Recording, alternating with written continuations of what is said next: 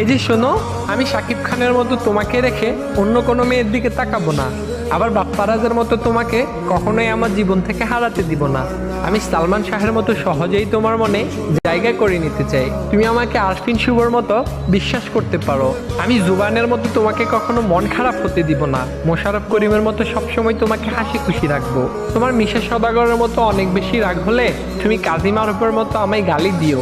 আবার রুবেলের ক্যারাটির মতো চাইলে আমাকে মায়েরও দিও। রিয়াজের মতো তুমি সবকিছু এলোমেলো করে দিও।